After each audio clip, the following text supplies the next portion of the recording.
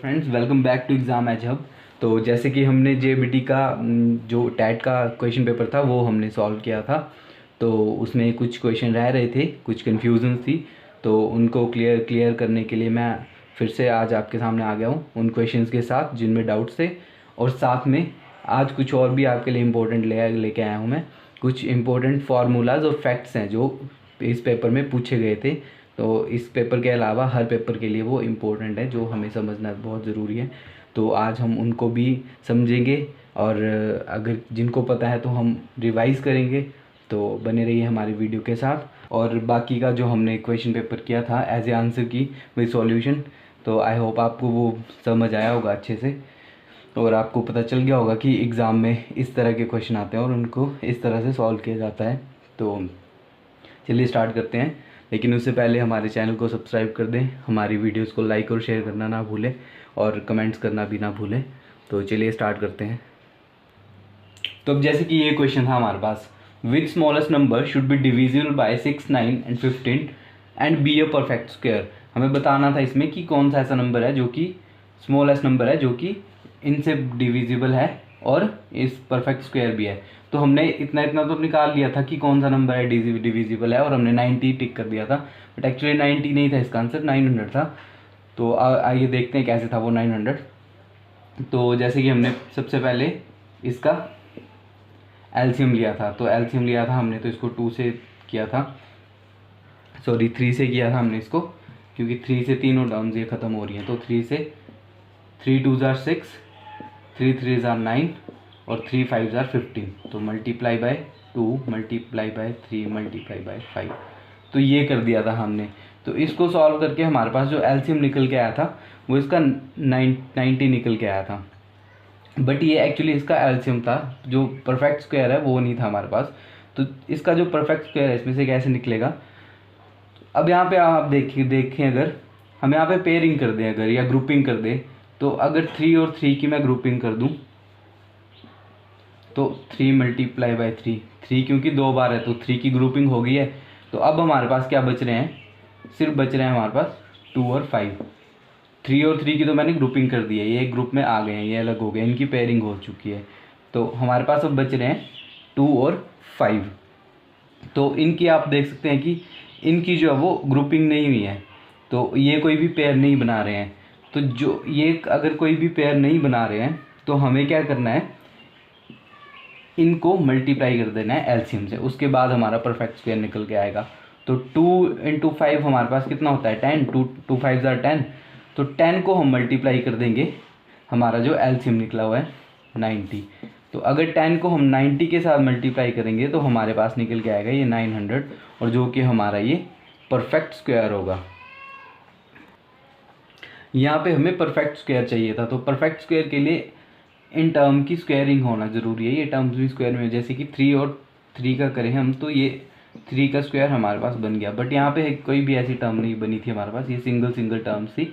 तो जब हम इनको मल्टीप्लाई करेंगे तब हमारे पास परफेक्ट स्क्वायर आएगा। तो चलो अगला क्वेश्चन देखते हैं। तो अगला क्वेश्चन था हमारे पास, by which smallest natural number should the number 53240 to be divided so that the quotient is perfect cube. हमें कोई एक ऐसा नंबर, स्मॉलेस्ट नंबर बताना है जिसके साथ ये नंबर डिवाइड हो जाए और हमारे पास जो क्वोशंट आए वो एक परफेक्ट क्यूब आए। तो इसमें सबसे पहले हमें इस नंबर का एलसीएम निकालना पड़ेगा, 53240 का एलसीएम निकालना पड़ेगा। तो इसका एलसीएम निकाल के जो हमारे पास फैक्टर्स आएंगे वो कुछ इस तरह से आएंगे। एलसीएम आप निकाल लेना, चाहे तो जो बेसिक तरीका होता है हमारा एलसीएम निकालने का इससे निकाल लेना, और चाहे तो मैंने आपको शॉर्ट ट्रिक भी बताई है उससे निकाल लेना।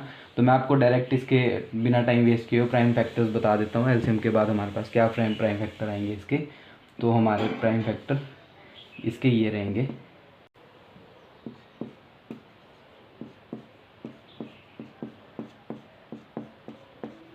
तो ये हमारे पास इसके कुछ प्राइम फैक्टर्स निकल के आए हैं। तो इसमें भी हमें फर्स्ट क्वेश्चन की तरह, इससे पहले जो हमने क्वेश्चन किया उसकी तरह इसमें भी इसकी ग्रुपिंग कर लेते हैं। पहले देख लेते हैं किसकी इसकी ग्रुपिंग हो रही है। तो यहाँ पे हमें साफ दिख रहा है कि 2 raised to power 3 आ रहा है हमारे पास, 3 टाइम्स मल्टीप्लाई है, और वैसे ही 11 रेज टू पावर 3 आ रहा है हमारे पास, 11 की पावर भी 3 है। और यहाँ पे पिछले क्वेश्चन की तरह वहाँ पे 2 और 5 सिंगल बच रहे थे, यहाँ हमारे पास 5 जो वो सिंगल बच रहा है। तो अगर हमारे पास 5 सिंगल बच रहा है, ये किसी क्यूब के मतलब इसकी प्राइम फैक्टर्स में 5 में कोई क्यूब नहीं आ रहा है। जैसे 2 का क्यूब था, 11 का क्यूब था, बट यहाँ पे कोई भी पावर नहीं है इसकी, ये एक्चुअली क्यूब में नहीं है। हमें क्यूब में क्वेश्चन पूछा है, परफेक्ट क्यूब पूछा है, और यहाँ पे किसी का क्यूब नहीं आ रहा है। तो इट मीन्स ये जो नंबर है हमारे पास, ये हमारे पास परफेक्ट क्यूब है ही नहीं, क्योंकि हमारे पास इसके जो प्राइम फैक्टर्स हैं वो ही सही निकल के नहीं आए हैं, ठीक निकल के नहीं आए हैं। तो इसको हमें, इसका जो क्वेश्चन है वो हमारे पास परफेक्ट क्यूब होगा, जैसे कि यहाँ पे बोला है, तो हमें वो फाइंड आउट करना है। तो ये नंबर तो हमने देख लिया कि हमारे पास परफेक्ट क्यूब नहीं है। तो इसको आगे सॉल्व करते हैं और देखते हैं इसका कौन सा क्वेश्चन है जो कि इसका परफेक्ट क्यूब है, किससे वो सॉल्व होता है हमारे पास। तो आगे चलते हैं। तो हमारे पास जो प्राइम फैक्टर्स निकल के आए थे वो ये थे 2 raise to power 3 multiply by 5 और multiply by 11 raise to power 3। तो अब हमारे पास, मैंने आपको भी बताया कि ये नंबर तो हमारे पास परफेक्ट क्यूब नहीं है, क्योंकि इसके जो फैक्टर्स हैं हमारे पास वो सबकी पावर्स क्यूब में है ही नहीं, सिर्फ 2 की पावर हमारे पास क्यूब में है। तो हम क्या करेंगे, इस नंबर को जो हमारे पास सिंगल बच रहा है इसके साथ डिवाइड कर देंगे। जब हम इसके साथ डिवाइड कर देंगे, जो बिना पावर के हमारे पास एक अलग फैक्टर बच रहा है, इसके साथ डिवाइड कर देंगे तो हमारे पास इसका क्वोशिएंट आ जाएगा। तो अगर मैं 53240 को 5 से डिवाइड कर दूं तो ये कट के मेरे पास आ जाएगा 5 1 ज़ा 5 और ये 2 इकट्ठे 5 6 ज़ा 30 और 30 के बाद फिर से यहाँ पे 2 बच गया, तो ये हो जाएगा 24 और 5 4 ज़ा 20 और यहाँ पे हमारे पास फिर से 4 बच गए हैं, तो ये हो जाएगा 5 8 ज़ा 40। तो ये हमारे पास निकल के आया है नंबर, जो कि हमारे पास एक इसका परफेक्ट क्यूब है। अगर इसको परफेक्ट क्यूब मैं आपको बता देता हूँ, अगर आपको चेक करना है, तो ये हमारे पास 22 का परफेक्ट क्यूब है। अगर हम 22 को 3 टाइम्स मल्टीप्लाई करेंगे, 22 मल्टीप्लाई बाई 22 मल्टीप्लाई बाई 22, तो हमारे पास यही नंबर निकल के आएगा। तो आप इसको, अगर आपको चेक करना है इसको 3 बार मल्टीप्लाई करके, तो आप चेक कर सकते हैं, हमारे पास जो यही नंबर निकल के आएगा। तो ये है हमारा आंसर। तो इसका हमारे पास बी ऑप्शन सही था कि अगर हम इसको 5 के साथ डिवाइड करेंगे तो हमारे पास एक परफेक्ट क्यूब निकल के आता है, जो कि पूरा सॉल्व होता है। ये पूरा सॉल्व नहीं हो रहा था, एक क्वेश्चन छोड़ रहा था, और क्वेश्चन को अगर 5 से डिवाइड करेंगे हम तो ये हमारे पास एक परफेक्ट स्क्वायर टर्म आ जाती है, जो कि आपके सामने है। तो एक क्वेश्चन ये था, मैंने आपको वीडियो में बताया था पहले भी, कि अगर इसको टेक्निकली अगर हम इसको सॉल्व करें तो 3 रेज टू पावर 0 है, तो किसी भी चीज़ की पावर 0 होती है तो 1 हो जाती है, divided by 4 raise to power 1, तो ये 4 ही रहेगा, और multiply by 2 raise to power 2 2 ज़ा 4 हो जाएगा। और अगर हम इसको सॉल्व करते हैं तो 1, मैंने आपको बताया था इसका साइन चेंज होगा, तो यहाँ अगली टर्म भी उल्टी हो जाती है, तो ये 1/4 हो जाएगा और यहाँ पे 4 रहेगा। और जब इसको सॉल्व करेंगे तो ब्रैकेट ख़त्म हो जाएगी, ये 1/4 आ जाएगा निकल के, और यहाँ पे 4, तो ये 1, इसका जो हमारे पास आंसर आ रहा है वो 1 आ रहा है, बट यहाँ पे कहीं भी आप देख रहे हैं ऑप्शन में 1 नहीं दिया गया है। तो इस क्वेश्चन में थोड़ी सी गड़बड़ है, तो हो सकता है इस क्वेश्चन के सबको मार्क्स मिल जाए, क्योंकि ऑप्शन इसमें गलत हैं। तो इस क्वेश्चन का जो आंसर है टेक्निकली वो 1 निकल के आ रहा है। ये तो थे हमारे क्वेश्चन जिनमें डाउट्स थे, और इसके साथ साथ मैं आज आपके लिए कुछ और इम्पोर्टेंट फार्मूलाज और फैक्ट्स भी लेके आया हूँ, क्योंकि ये जो फार्मूलाज मैं आपको बताऊँगा, ये फार्मूलाज वही हैं जो हमने इस क्वेश्चन पेपर में देखे हैं।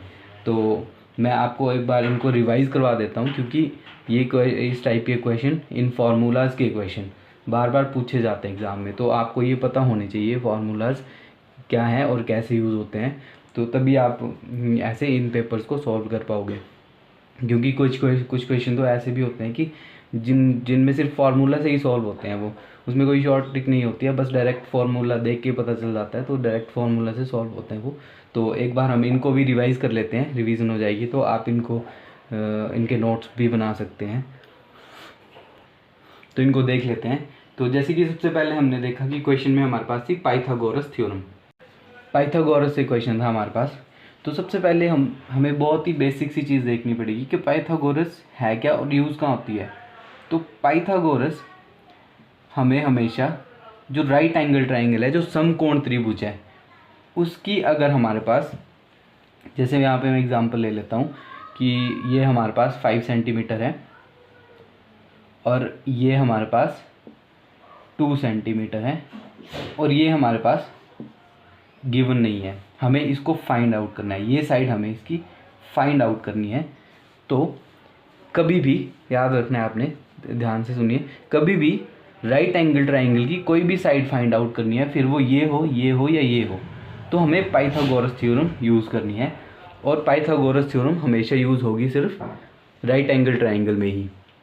तो अगर राइट एंगल ट्राइंगल होगी तो हम उसकी जो कोई भी एक साइड है वो हम पाइथागोरस थ्योरम से फाइंड आउट कर सकते हैं। अब देखते हैं पाइथागोरस थ्योरम है क्या। तो पाइथागोरस थ्योरम कुछ भी नहीं है, सिर्फ जो राइट एंगल की साइड्स होती हैं इनको क्या बोलते हैं, इनके नाम से ही पाइथागोरस थ्योरम है। तो जैसे कि हमारे पास ये जो होती है इसको बोलते हैं हम हाइपोटेन्यूज, ये होता है हमारे पास हाइपोटेन्यूज, और शायद हिंदी में इसको कर्ण बोलते हैं, तो आप चेक कर लेना। और ये होता है हमारे पास बेस जो कि है आधार, और ये होता है हमारे पास परपेंडिकुलर। तो इसी पे हमारी जो पूरी पाइथागोरस काम करती है। तो हमारे पास पाइथागोरस थ्योरम होती है hypotenuse square is equal to base square या परपेंडिकुलर स्क्वायर कुछ भी प्लस परपेंडिकुलर स्क्वायर, बस इन तीनों का जो स्क्वायर करके हमारे पास ये पाइथागोरस थ्योरम बन जाती है। फिर हमारे पास जो जो गिवन होगा, जैसे मैंने ये क्वेश्चन लिया है कि ये हमारे पास 5 सेंटीमीटर है, ये 2 सेंटीमीटर, ये हमें फाइंड आउट करना है। तो ये मैंने भी आपको बताया हाइपोटेन्यूज होता है, तो मुझे हाइपोटेन्यूज को फाइंड आउट करना है। तो बेस मेरे पास 5 है तो मैं 5 का स्क्वायर कर दूंगा, और परपेंडिकुलर मेरे पास 2 है तो यहाँ पे मैं 2 का स्क्वायर कर दूंगा। तो H square is equal to 25 plus ये हो जाएगा मेरे पास 2 2 ज़ा 4, तो H square is equal to ये मेरे पास हो गया 29। और हमारे पास जो हाइपोटेन्यूज होता है वो स्क्वायर में तो होता नहीं है, तो हमें सिंपली एच फाइंड आउट करना है। तो ये यहाँ पे स्क्वायर रूट में चली जाएगी टर्म, और जब इसका स्क्वायर रूट फाइंड आउट होगा तो वो हमारे पास एच निकल के कुछ जो भी होगा वो आंसर आएगा। तो आई होप आपको पाइथागोरस थ्योरम का तो समझ आ गया होगा। आगे चलते हैं। तो एक क्वेश्चन हमारे पास ये भी आया हुआ था। तो अब जैसे कि मैंने आपको अभी थोड़ी देर पहले बोला था कि कुछ क्वेश्चन ऐसे होते हैं जो डायरेक्ट फार्मूला से ही सॉल्व होते हैं या डायरेक्ट फार्मूला ही होते हैं, उनके लिए कोई ट्रिक नहीं चलती है। तो ये उसी तरह का एक क्वेश्चन है। तो ये तो हम समझेंगे, इसके साथ साथ इसके और भी होते हैं फैक्ट्स होते हैं, तो हम साथ साथ में उनको भी समझेंगे, इसीलिए मैं आपके लिए इस क्वेश्चन को भी लेके आया हूँ। तो चलिए इसको करते हैं। तो इसमें मैंने आपको बोला था कि a raise to power n है, तो ये हमारे पास a raise to power m-n होगा। और वीडियो में मैंने आपको एक चीज़ और समझाई थी कि अगर हमारे पास a raise to power m multiply by a raise to power n है तो bases are same, powers are base added, तो ये भी बताया था। तो यहाँ पे a raise to power m plus n हो जाएगा। तो चलिए इनको करते हैं, इनको थोड़ा अच्छे तरीके से करके देखते हैं, और आप इनको नोट कर लीजिएगा। ये एग्ज़ाम में पूछे जाते हैं क्वेश्चन और यूज़ होने वाले फार्मूलाज हैं। तो जैसे कि ये है, तो मैंने इसका आपको बता दिया थी कि ये हमारे पास होता है, बेस सेम है, हमारा बेस वही रहेगा, बस पावर्स आपस में सब्ट्रैक्ट हो जाती हैं। तो m-n इसको इस तरह सॉल्व किया जाता है। अगर मैं एग्ज़ाम्पल लूँ, यहाँ पे 5 रेज़ टू पावर 2 है, या इसको 4 कर लेते हैं पावर को, 5 रेज़ टू पावर 4 है और 5 रेज़ टू पावर ही 2 है। अब बेस सेम है, यहाँ पे a था, यहाँ पे 5 आप देख सकते हैं, बेस सेम है। तो मैंने आपको बताया इस सिचुएशन में क्या होता है, जो हमारी पावर्स होती हैं वो आपस में माइनस हो जाती हैं। तो 5 बेस को हम एक बार ही लिखेंगे सिंपल, और बस पावर्स को माइनस कर देंगे, तो पावर हो जाएगी 4 - 2, तो 5 रेज़ टू पावर 2, और ये हमारे पास आंसर। तो इसी तरह से एक अगला देखते हैं। तो अगला है हमारे पास a raise to power m whole power n। अब इसका भी एग्जांपल ले लेते हैं। पहले मैं इसको बता देता हूँ कि ये बनेगा क्या। a raise to power m raise to power whole power n है, तो a रेज़ टू पावर, इसकी जो आपको पता है ब्रैकेट का मतलब मल्टीप्लाई होता है, तो जो पावर्स होती हैं वो मल्टीप्लाई हो जाती हैं। तो ये पावर मल्टीप्लाई होके एम एन हो जाएगी। अब इसका मैं एग्जांपल लूँ, ए वही मैं 5 ले लेता हूँ। ए अगर मेरे पास 5 है, उसकी पावर 2 है और इसकी होल पावर 3 है। तो इसको जब हम सॉल्व करेंगे तो ब्रैकेट का मतलब पावर मल्टीप्लाई होती है, एम एन हो गया, तो यहाँ पे भी वही होगा 5 रेज टू पावर 2 3 6, तो 6 ये आंसर। तो अगला देखते हैं, अगर हमें इस तरह से दिया हो A raise to power M multiply by A raise to power M, sorry यहाँ पे बेस को चेंज कर देते हैं हम। पहले हमारे पास बेस सेम था और पावर्स अलग अलग थी, अब हमारे पास बेस चेंज हो जाएगा और पावर्स अलग हो जाएंगी। तो इसको कैसे सॉल्व करेंगे, तो ये सिंपली हमारे पास हो जाएगा। अब आप देख सकते हैं कि यहाँ पे जो पावर्स हैं वो सेम है। मैंने थोड़ा सा, अब यहाँ पे देख सकते हैं कि पावर जो है वो सेम है और बेस चेंज हो चुका है हमारे पास। पहले हमारे पास बेस सेम था तो पावर्स आर एडिड, बट यहाँ पे अब बेस सेम नहीं है तो यहाँ पे पावर्स को ऐड नहीं करना है क्योंकि बेस सेम नहीं है। तो इसको क्या करेंगे हम, बेस मल्टीप्लाई हो जाएंगे, ए और बी मल्टीप्लाई होके ए बी हो जाएंगे और इसकी पावर जो है वो कॉमन सेम रहेगी क्योंकि इसके पास भी सेम पावर है, इसके पास भी सेम पावर है, तो वही रहेगी। जैसे कि अब मैं यहाँ पे ले रहा हूँ 5 रेज टू पावर 3, अब बेस हम चेंज कर रहे हैं तो 6 रेज टू पावर 2। तो अब यहाँ पे क्या होगा, बेसिस मल्टीप्लाई हो जाएंगे, 5 6 30, और सॉरी ये पावर सेम थी हमारी, तो इसकी पावर जो है वो 3 ही मिलेगी इसको। तो 30 का क्यूब हमारे पास सिंपली आंसर हो जाएगा। तो अगला फैक्ट देखते हैं। अब अगला है हमारे पास A raise to power M upon B raise to power M.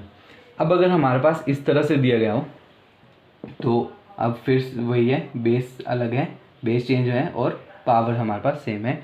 तो इसमें भी ए अपॉन बी, और इसको हम जो ये पावर अलग अलग दी हैं इसको हम होल पावर दे सकते हैं। इसको मैं समझा दूंगा आपको कि किस तरह से।